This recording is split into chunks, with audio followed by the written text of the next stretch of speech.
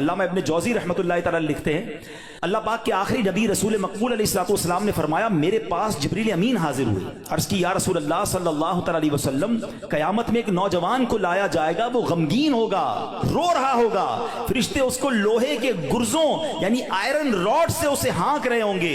वो नौजवान 1000 साल तक अल अमान अल अमान पुकारता रहेगा, लेकिन उसको अमान नहीं दी जाएगी। फिर उस नौजवान को 1000 साल के बाद रब्बे कहार की बारगाह में पेश किया जाएगा। अल्लाह पाक फरिश्तों को हुक्म देगा कि इसे मुंह के बल जहन्नम में डाल दो। जिब्रील अमीन का बयान सुनकर रसूल अकरम सल्लल्लाहु अलैहि वसल्लम ने फरमाया, ए जिब्रील, ये कौन होगा? अर्ज़ किया, हुजूर, वो आपका एक उम्मती होगा। फरमाया, उसका गुनाह क्या होगा? अर्ज़ की, या रसूल अल्लाह सल्लल्लाहु अलैहि वसल्लम, ये वो बदनसीब है जिसकी जिंदगी में रमज़ानुल मुबारक तो तशरीफ लाया, मगर तौबा और इस्तग़फ़ार की बजाय माह रमज़ान को उसने गुनाहों में गुजार दिया।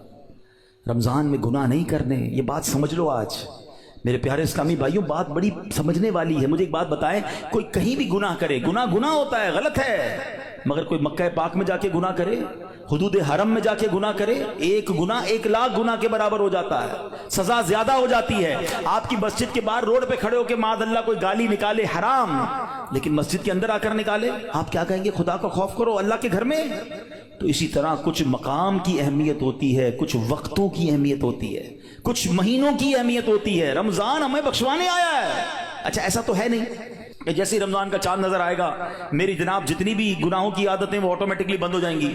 जिसकी झूठ बोलने की आदत है, जिसकी हराम देखने की आदत है, जिसकी लड़ाई करने की आदत है, जिसकी मादअल्लाह बुरे काम करने की आदत है, वो रमजान में कैसे बचाएगा अपने आप को? तो अभी से अपने आप को बचाना शुरू कर दें, प्रैक्टिस शुरू करें और अपना जहन बना लो, आप कुछ भी हो जाए मैंने इंशाअल्लाह गुनाह नहीं करना है। रमजान में अपने आप को गुनाहों से बचाना है। मेरा मोबाइल अगर गुनाहों की तरफ ले जाता है, मुझे मोबाइल नहीं चाहिए, मैं भले वो छोटा वाला मोबाइल ले लूं, या कम से कम ये पेजेस और ये बहुत सारे जो सॉफ्टवेयर अपने मोबाइल से निकाल दूं, क्योंकि कहीं मेरा मोबाइल ही मुझे गुनाह ना करवा दे। मुझे नहीं खोलना टीवी अगर मेरे हाथ से रिमोट हाथ में आता है और मैं कुछ गलत चीज देखता हूं। मदनी चैनल देखें, सुभान अल्लाह, हर उस दोस्ती से, हर उस कंपनी से, हर उस सोबत से मुझे बचना है कि जहां बैठता हूं तो गीबतें होती हैं, जहां बैठता हूं तो जनाब गुनाह होते हैं। मुझे नहीं जाना भाई, एक गुनाह और 1 साल के अमाल बर्बाद। पता चला लोग रमजान में नेकियां करके बख्शिश पा रहे हो और मैं अपनी बुरी आदतों की वजह से मार खाऊं।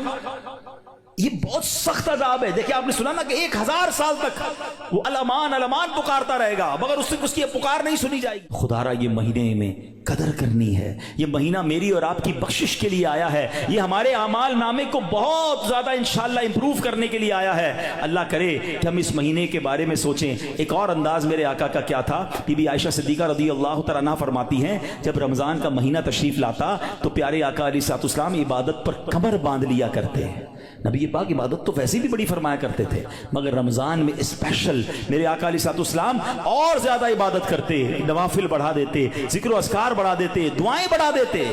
तो हमें भी रमजान में प्लान करना है कि मैंने इंशाल्लाह तिलावत कुरान करनी है, मैंने रमजान में इतने नवाफिल पढ़ने हैं, मैंने इंशाल्लाह इतने दुरूद पढ़ने हैं, मैंने आप फजूल कामों से बचने लग जाएं, आपकी वैसे ही टाइम में बड़ी बरकत हो जानी है।